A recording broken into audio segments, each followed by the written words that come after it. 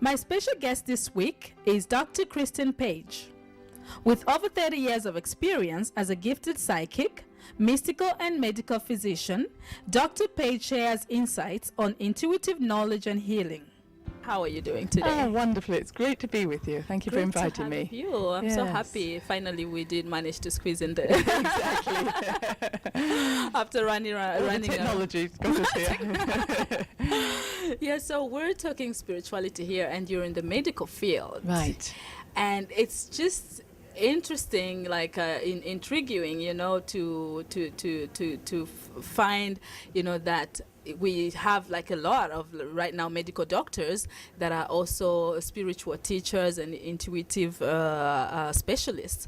So, but how do you describe yourself, first of all, being in this field and also a totally other field which is part of science? Okay, so I like to always start by saying that I was brought up with all the psychic and the intuitive things. So I'm brought up in England, around London, and as a kid I would go to psychic colleges and have these experiences, and I never lost my connection to the other world. So I always have had an intuitive ability. Yeah. And I thought everybody did this. I thought everybody spoke to other beings. And I was very fortunate to choose a mother who was very into this. And so I was brought up with a great respect for it. So it wasn't a party game.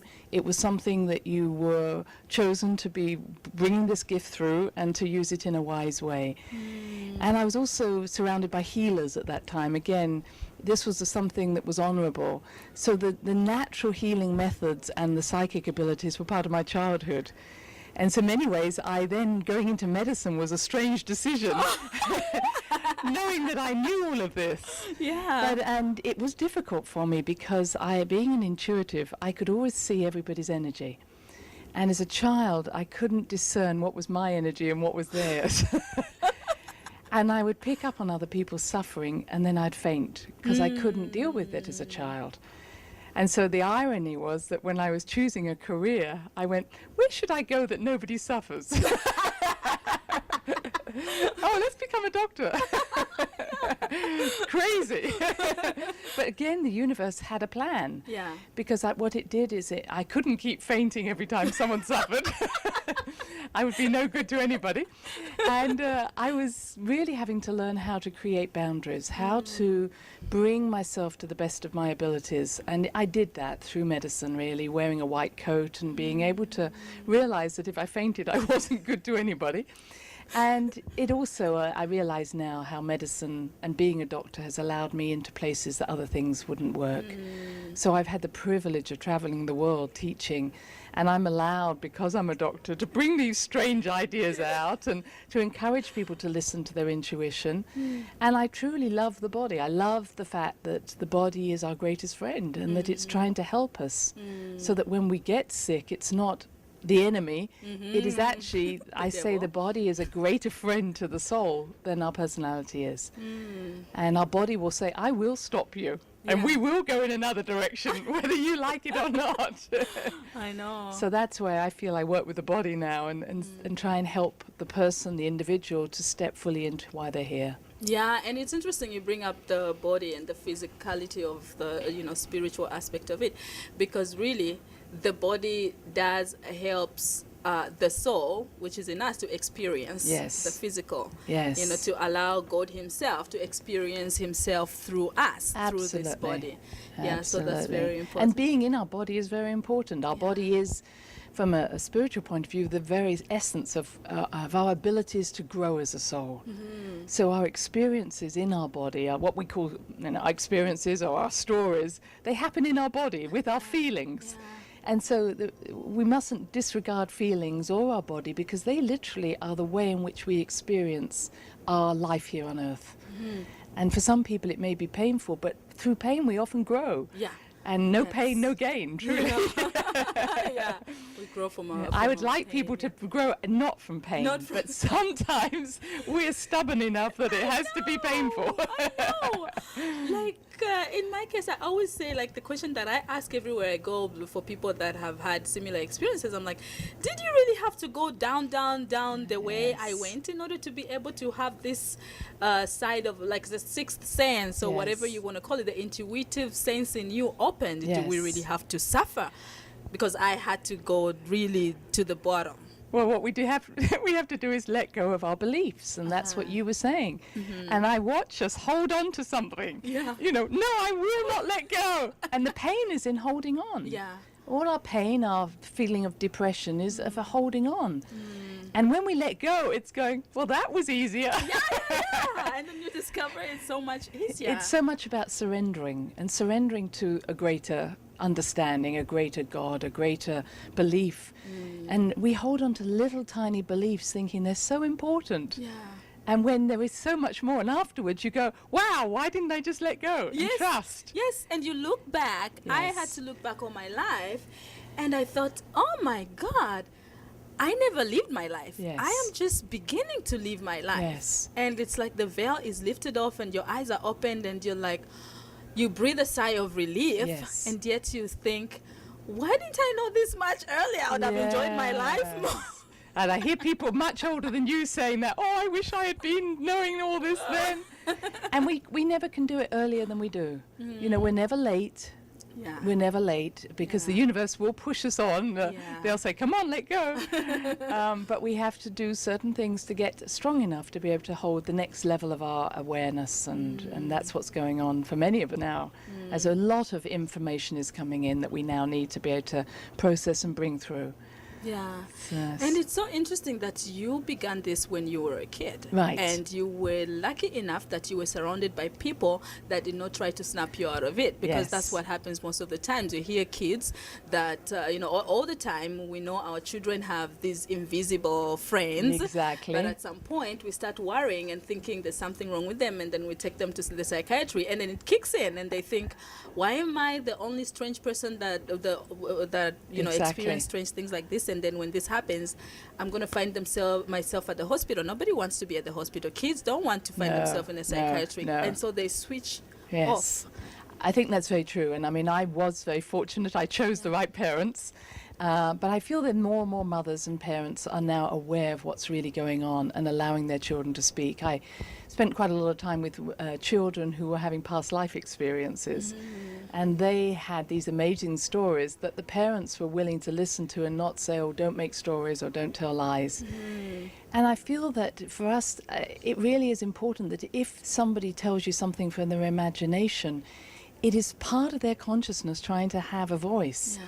And for children especially, to give voice to their imagination, whether it's in artwork or in make-believe. And I think that this is increasing the ability. Of course, computers are helping the make-believe, but sometimes it's somebody else's story. Yeah. We need to be able to tell our own story. Exactly. Yes. Yeah. And another thing that I wanted to ask actually is you're an expert in intuition and Well, let's just say I know, like you do, the journey. And, Yeah. one of my books of Beyond the Obvious I wrote to try and help people with all the challenges of being an intuitive, because even though I had it all my life, there's always challenges, like you doubt yourself or you start to think, well, maybe they know better than I do. And so when I first came to the States, which was about 10 years ago, I started to teach a 3-level program for mainly doctors and psychologists about how to listen to your intuition. And the beauty of it was, and I've done this work for so many years, everybody's intuitive. yes. But the problem is following through on it. Yes. And that's the thing, because for me, like, what I've come to understand, this now is that intuition, our feelings, our thoughts, it's really God trying to communicate to us. yes. Trying to guide us, whether you call it the universe, or I always do Yes. this because I always have to, cater for everybody. Yes. If it's the universe, God, Jehovah, or The source, the Holy whatever you want to Spirit, call it. The source, all that is Yes. trying to guide you. Yes. He's always trying to guide us in this life, and he does not speak in mysterious ways. He speaks every day. Yes. And it's through our intuition. That's why it's very Yes. important. And that's one thing that is really the most challenging still. It is, you know, and I like to call it the soul as well, because it is a unique experience. So as God speaks to us, he's speaking to our uniqueness. And that I want everybody to understand is there's nobody else like you. There's nobody doing what you're here to do. They may not even understand what you're here to do. And that's often a problem, because other people will say, well, why are you doing that? And then you find yourself trying to justify yourself, which deflates your energy. And so, yes, we are being asked to fulfill our destiny this life. That's the way I like to say it. Is, you know, God is saying you came here for a purpose. It's a unique purpose. Through your intuition, I will show you the way to live your unique purpose and to create heaven on earth. And I like to call it, again, the intuition, the navigation of the soul, because sometimes we wander off. We live over here for a while. And I often think our guidance is saying, oh, leave her there for a while. She'll come back. she'll wander there for a while. And we've all known sometimes we don't want to move on. We want to maybe even stay in a place that's even painful for us because it's known to us. So the key for us is often how long do we stay with the known when we're convincing ourselves that maybe this is what God asks, when really we need to step into something else that takes us to a level of the unknown, which is really what intuition is asking us to do. It could be very challenging, especially for I'm coming really from a Christian background. Yes. And for a long time when I was, with my family, I went to church every day with them because everybody else went to church on Sunday. I had to be a good girl. Otherwise I'd be labeled, of the devil. And so I didn't want that name on my back, so I had to do that. But I could not feel what everybody else seemed to be feeling. Yes. And my question inside of me, I had to be baptized twice. You really needed help. Oh yeah, because I needed to feel. I was like, okay, maybe the first one didn't work. Maybe the second one. So even when finally I got the connection, to God, I still was worried about what my friends would say. I've created a family, in church, and oh my God, what are they gonna say? Even one of the thoughts that passed through my head was, they're gonna think I'm a false prophet. Yeah, there you go. Oh, there goes a false prophet. Yes. So there's all the time there's these beliefs that bound us. We don't want to break. Absolutely. From that. Yes. I mean, I was brought up a Christian, but Christianity in England is fairly low. And I'm pleased about that because we got very simple messages about Jesus and very simple messages about love and compassion and loving thy neighbour as thyself. And I have to say, when I would go to church on a Sunday and I'd watch everybody, I would say, put on their Sunday hats. Yes. And then leave there and talk about each other and not in a loving way. I, as a child, would go, what's happening? Yeah. I just heard about unconditional love. Yeah. And then everybody's fighting, over the last biscuit. And that confused me as a child because I felt that as a Christian especially, I was like being asked to follow a certain truth. And I want to say every tradition has a belief in compassion and respect and honor. That's across the board. And I think as humans, we need to understand that when we're not being compassionate to each other or respectful to each other, we're not following our intuition, because they're the keys to really following our heart, which is where our intuition comes from. And that what we've had where people are not nice to each other or disrespect each other's viewpoints, to me, I have to say from a Christian point of view, that's what Jesus was showing us was, if somebody has a different viewpoint, listen to them, respect them. So I often, in my work, when people say, oh, my husband, I have to, I meet a lot of women, let's say, but it's not just the husbands, but a husband might say, oh, what are you doing that for? I think, why does it bother you so much? You've gone off and played football. I don't say, what are you doing that for? Why does it disturb you so much that I have a different belief system to you, or I have a different way? And I always feel that if somebody is really against our way, or against our belief, then we have to ask, how strong are you in your own belief system that I bother you? Exactly. Because if you're strong enough in your belief system, you shouldn't be bothered by what I believe. You should be interested. You should be willing to look at it from another point of view. So I'm saying is when we're attacked, which I've not had that much in my life, but when we are, I think it strengthens us. And so when it's like a muscle. So when someone says, "What are you doing?" and you say, "This is what I'm doing," it's your muscles getting stronger, and it makes us say, "No, I believe in myself." Yes. And sometimes that's what we're waiting for, is to be able to say, "Wow, I do believe in what I do." You know? Whereas before it had just been an idea. Now we're fighting for it. And sometimes that's what we have to do. And from an intuitive point of view, my question to everybody is, are you doing something from love or fear? And because love is the energy of intuition and of God, of connectivity, and I have to ask myself, am I doing this interview from love or fear? Yeah. And I'm doing it from love. Do I work in a job from love or fear? Do I stay in this relationship out of love or fear? And if we're doing anything from fear of not having enough money, fear of something happening, we cannot call ourselves intuitives. And that's the biggest challenge. Can we work from our love? Yeah. And that's the thing, you know, when you talk about intuition, we even tend to think that it's really something special that is given to just special people, just as we believe that, you know, God works through special means only to special people, and yet, you know, he talks to each and every one of us. That's been a mistake that's been put out there. This has been, unfortunately, especially in the Piscean age, where people want to believe there's one person and everybody else has to follow. That was never the way. Again, from a Christian point of view, it was never what was meant. You know, Jesus said, "These things I can do and more. You can do more." You know. I love that. Yeah. So you know, yes.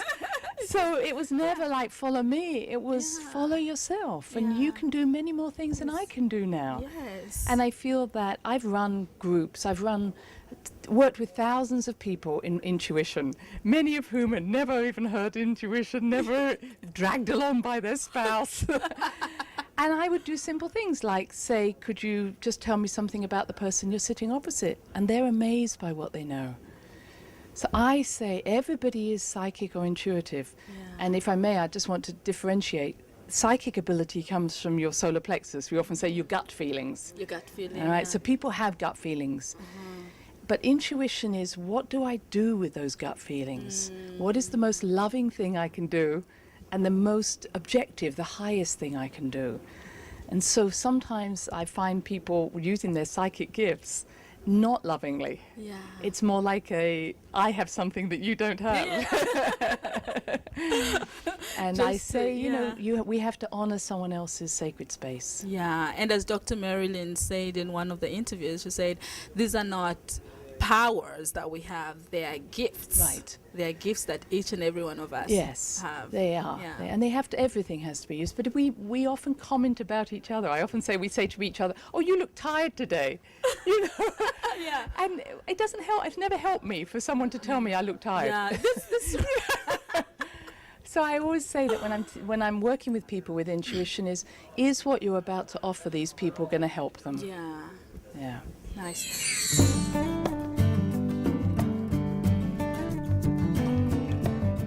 AfriCanada.tv is the largest television of African expression in North America. If you're an enterprise, an NGO, a businessman or woman seeking exposure in North America, Africa, and around the world, AfriCanada.tv is here for you. People have asked, this is a question that my viewers have continued asking, what are some of the practical steps that we can take in order to get connected to our intuition, to get connected to our inner being, to get connected to the soul, to get connected to the God in us? Yes. Okay, very easy. Keep life simple. Okay, so recognize that intuition is very simple. As you, I think, said earlier, it's that still small voice. It never has words like should, must, ought to. It isn't involved with a time and space, so it doesn't say, you really must do that. That's our little self-talking. It also doesn't use emotion. It usually says, leave, go, start. When I went to America, it was go to America. It didn't say, please go to America, you really should do this. It drops it in, and it's very easy to hear. So when we're listening to our intuition, it's like recognize it comes through very simply. Second thing is, I've already mentioned, is love or fear. Ask yourself, is this bringing me more closely to my love of myself, or is it taking me away? Thirdly, simple, is find ways to, people often think, oh, I'm going to get my intuition through my meditation. And it may not come through that way, because we know that the meditation often asks you to focus on something, and sometimes you're trying too hard. Most intuition comes when we're doing something that is habit forming, like walking or showering or driving or shaving or digging in a garden, because our left brain is caught into the habit. We don't have to think, how do I shower or how do I shave? We just do it.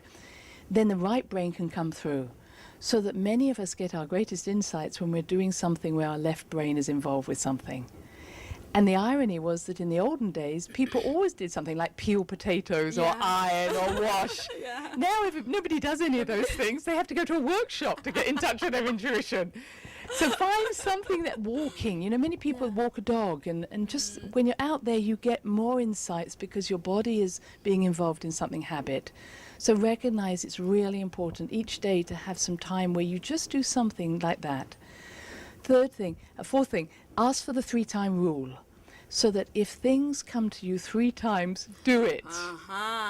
Okay? Confirmation. 3-time rule is very powerful. And you can say, if I'm meant to do this, show me it in 3 times in the next 24 hours. If you're really fast, 1 hour. But tell the universe that you want to have confirmation, because I use the word universe, but it really is, let God speak to you. What I understand about the spirit world, they say people don't ask for help enough. They ask, why is it happening to me? That's not help. So I will tell you that if you say to the universe, show me what is stopping me doing this, the universe will respond. And if you give them a time limit, they will do it. Tell me in the next 3 days whether or not I should do this. Show it to me 3 times, and they will. But the trouble is, even when we get it 3 times, we then say, show me another time. We're so hard-headed sometimes. We are so slow. And a woman once said to me, Jesus came to me 4 years ago and gave me a pen, told me to write. What should I do? I go, So I see that in my work, that many a time people are being given very strong messages and don't follow them. Sometimes you need an even stronger impulse, and one of my messages is, before you go to sleep, say, please, God, close all the doors that are not in harmony with my soul, and leave open or open those that are. And then let go. And let him... And let whatever needs to happen. So when you haven't got a job the following day, just know it was the right thing. But we need to be really definite about what we want and be willing to do.